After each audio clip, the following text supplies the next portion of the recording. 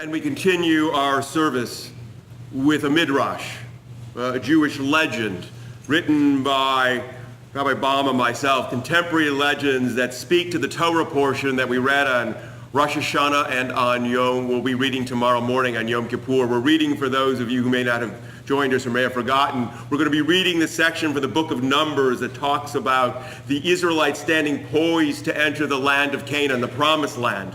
And there was concern about what they would encounter, so they sent spies in. Moses sent 12 spies in. 10 who gave negative reports and 2 who gave positive reports. And then ensued a conversation among the Israelite children about what they should do.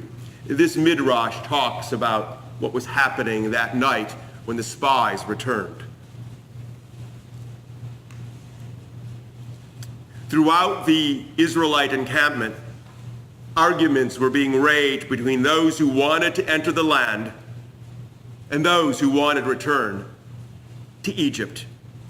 Their future now seemed clouded. The land that had been promised may flow with milk and honey, but with danger and uncertainty as well.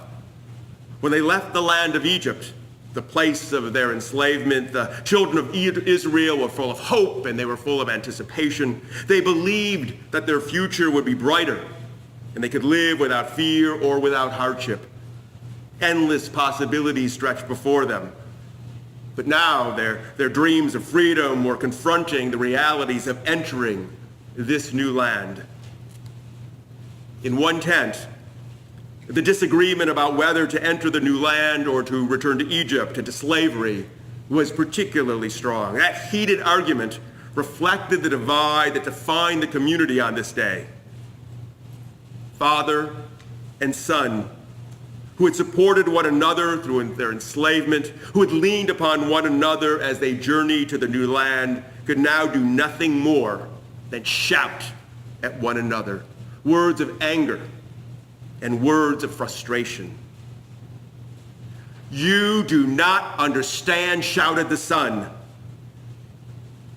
"No, it is you who does not have the knowledge or the experience to know what's good for you," responded the father. "We cannot stay. We must return to Egypt." "How can you say it is better for us to return to Egypt and slavery?" said the son. "You know if we return, the taskmasters will deal more harshly with us than they did before we escaped. They will beat us with savagery that we have never known. They will take delight in our anguish, and we and our children and our children's children will be in bondage. How do you dare suggest that we must turn and retreat back to Egypt?" asked the son in exasperation. "For so long, we have dreamed of freedom.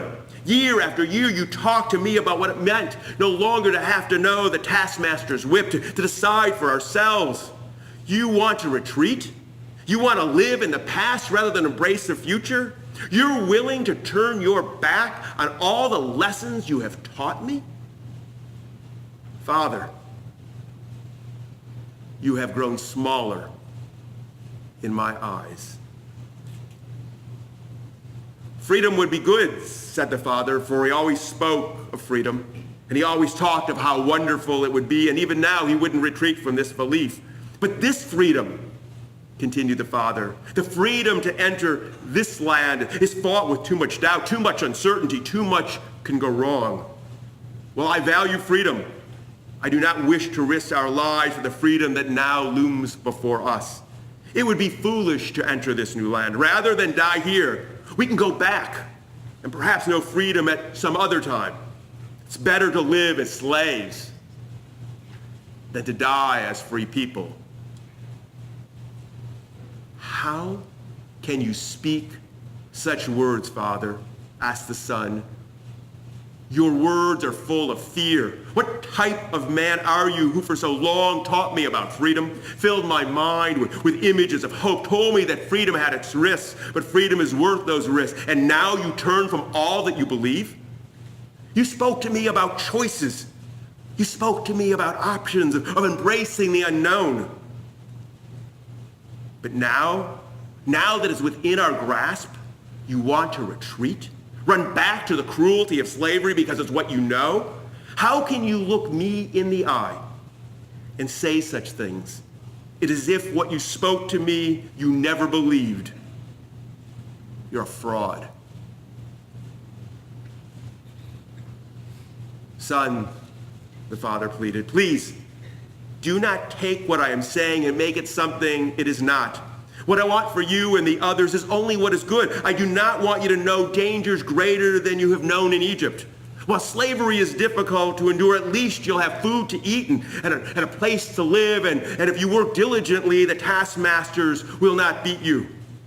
Now is not the time to enter this new land. Too much is unknown. I only want what is best for you. My eyes have seen much in my day. Trust that I know what is right for us now. Father, said the son, I am sad for you. The father looked at the son with confusion. Sad for me? Why are you sad for me? For you were once a proud man, spoke the son. A daring man, a man who would embrace new possibilities. You did not fear the future. You looked forward to it. You looked out to the horizon and were willing to walk towards it even when you were uncertain what was on the other side. And now you quiver before the future. You find safety in the known even when the known is not good. You tremble before tomorrow. And now you race to embrace yesterday. You now hold that the past is better than the future, and you want me, your son, to turn my back on the future and walk into your yesterdays. Fathers are supposed to tell their sons, go forth, step forward. Fathers aren't meant to teach their children to fear. Fathers encourage sons to take risks, to tempt that which has not been tried before. Surely the future contains good and bad, of that we can be certain.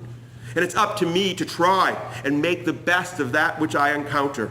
A son's responsibility is to continue going forward, even if the future is unclear. The father looked humbled before his son, for he knew the words of his son rang with the truth that he had once known, but he had lost. Each generation must move into the uncertainty of tomorrow rather than remaining forever in the already lived days of their parents. Holding on to the past ensures that the future does not arrive and the next generation is locked in the unfulfilled dreams of those who came before them. The exchange between them had exhausted the father and hardened the son's commitment to entering the new land. While fathers claimed length of days and experience, it was the son's words that carried the day. The Israelites would not retreat back to slavery. They would enter the new land, doing so by leaving the old thinking behind.